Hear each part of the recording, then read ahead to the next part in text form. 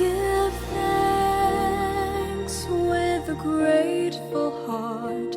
Give thanks to the Holy One. Give thanks because He's given Jesus Christ His. Pada asalnya, gereja Saint Anne ini bermula di Batu Kawan ketika agama Kristian aliran Roman Katolik pertama bertapak pada tahun 1833 di seberang perai Pulau Pinang.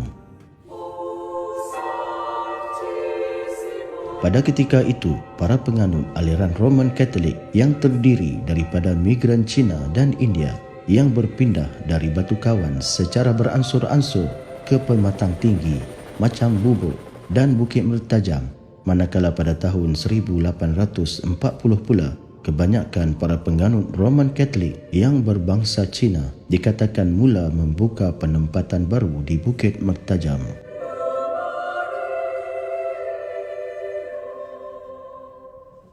Padri terawal berbangsa Perancis yang datang dari Batu Kawan untuk berdakwah menyebarkan ajaran Roman Katolik di Bukit Mertajam bermula pada tahun 1846.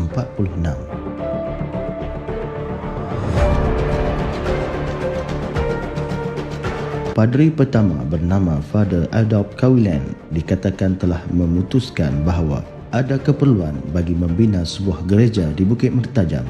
Maka sebuah gereja pertama bernama Saint Anne telah didirikan di kawasan berbukit yang terletak di Jalan Kulim, Bukit Mertajam.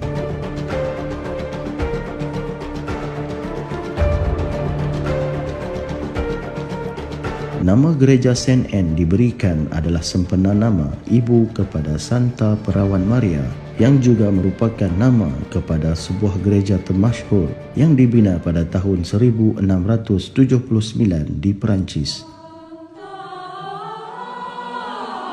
Selepas 14 tahun, gereja pertama di atas kawasan bukit itu digunakan sebagai tempat ibadat.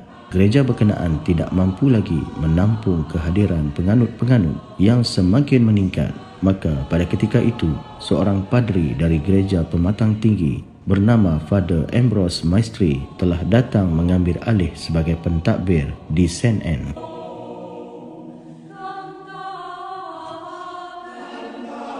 Pada tahun 1865, beliau dikatakan telah membuat keputusan untuk membina infrastruktur yang lebih besar bagi menggantikan gereja lama yang kecil.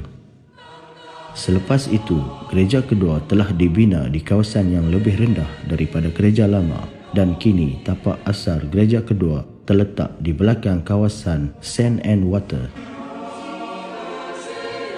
Pada tahun 1869, seorang padri bernama Father Jean Pancreas Alert dikatakan telah menggantikan Father Ambrose Maestri sebagai pentadbir di Saint Anne bagi meneruskan penyampaian dakwah kepada para penganut Roman Katolik di Bukit Mertajam selama 6 tahun yang bermula dari tahun 1869 hingga 1875. Kemudian pada tahun 1875 pula, seorang lagi padri bernama Father Firman Pierre Sorin dikatakan telah tiba di Bukit Mertajam menggantikan padri Father Jean Pancreas Alert.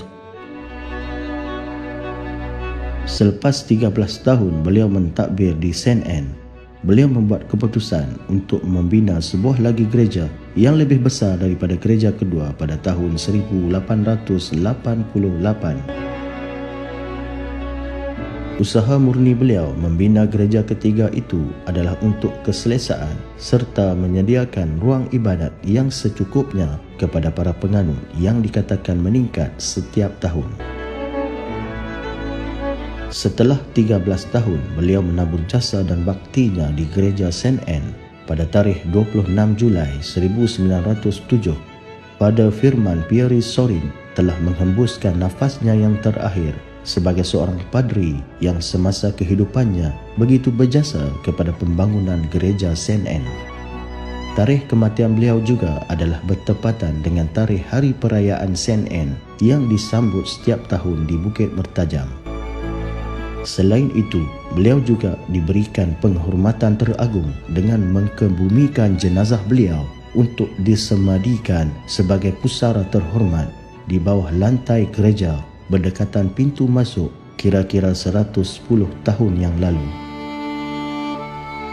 Pembinaan gereja St. Anne juga dikatakan begitu unik dengan set kaca berwarna yang menampilkan St. Anne bersama dengan 3 loceng yang dibawa khas dari negara Perancis. Loceng ini telah dipasang di gereja St. Anne oleh seorang padri bernama Father Charles Auguste Grenier pada tahun 1896.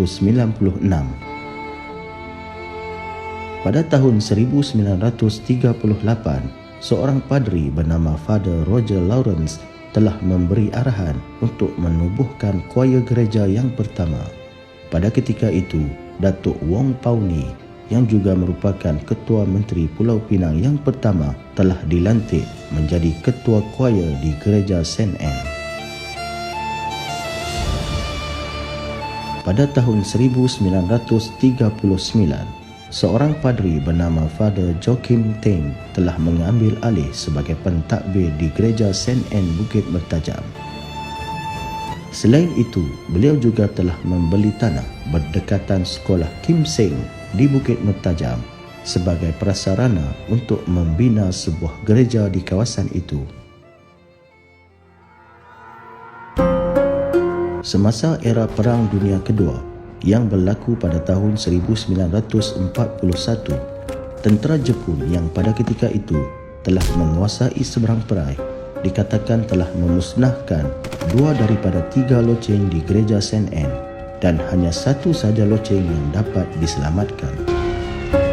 Pada ketika itu, kehidupan aman dan harmoni di Bukit Mertajam telah dicemari oleh tentera Jepun yang telah menakluki serta menguasai semua tanah-tanah gereja. Selain itu, mereka juga telah melakukan pelbagai siri kekejaman dan kezaliman terhadap para penganut. Nippon Takashi Semayang! Ningen Atama Okato! Nippon Kapara Koto!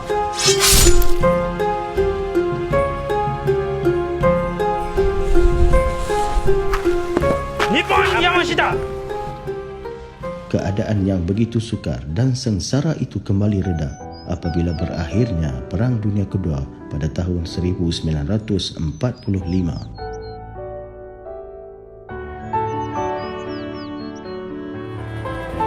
Pada tahun 1948, keadaan aman telah kembali tegang apabila darurat telah diisytiharkan di seberang perai.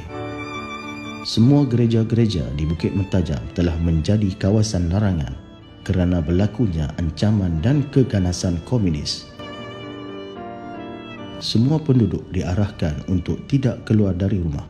Pada ketika itu, semua aktiviti gereja telah diadakan di Sekolah Konvent Bukit Mertajam. Selepas 10 tahun masa berlalu, iaitu pada tahun 1958, sebuah lagi gereja telah dibina oleh seorang padri bernama Father Thomas Chin.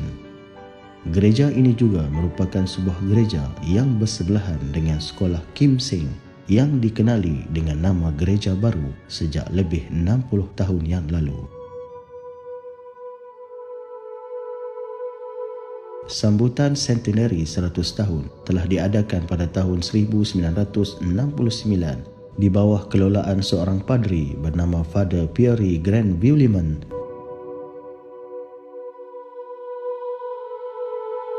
Seorang padri bernama Father Peter Pang Shin Chong yang mengambil alih tugas sebagai pentadbir pada tahun 1977. Selepas itu, seorang padri bernama Father Augustine Wong Peng Long telah memulakan tugas di St. Anne pada tahun 1884 dan memasang semula kaca berwarna di belakang mesbah yang telah rosak. Pada tahun 1888, sambutan centenary bangunan gereja lama telah diadakan. Sambutan itu dikenali dengan nama Centenary of St. Anne Shrine. Pada tahun 2002, pembangunan infrastruktur telah dipertingkatkan selepas seorang padri bernama Father Michael Chia Phuc Wah dilantik pada tahun 1999 sebagai pentadbir utama di Gereja St. Anne dengan membina sebuah lagi infrastruktur yang lebih besar yang dinamakan bangunan Sanctuary St. Anne yang terletak berdekatan pejabat pentadbiran St. Anne. Bangunan Sanctuary St. Anne ini mampu menampung seramai lebih 3,000 orang penganut dalam satu masa. Pada tahun 2010 pula, seorang padri bernama Father Henry Louis Raju telah mengambil alih sebagai pentadbir di Gereja St. Anne.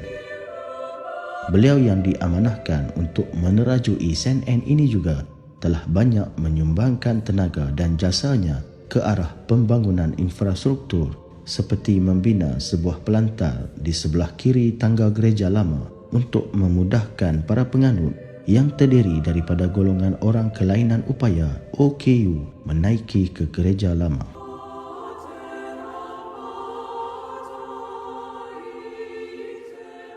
Dalam konteks pembangunan masa hadapan Gereja St. Anne, penganut-penganut semakin bertambah dan populariti perayaan St. Anne juga kian meningkat. Kini dengan kemajuan dalam bidang komunikasi, para pelancong yang datang dari luar negara, terutamanya dari sekitar rantau Asia ini juga semakin bertambah. Dalam perkembangan ini, Gereja St. Anne adalah salah satu warisan terpenting yang menjadi tonggak utama dalam pembangunan agama Kristian aliran Roman Katolik di seberang perai yang diamalkan berdasarkan matlamat kepercayaan dan harapan ke arah membentuk kesejahteraan ummah yang diberkati dan dihormati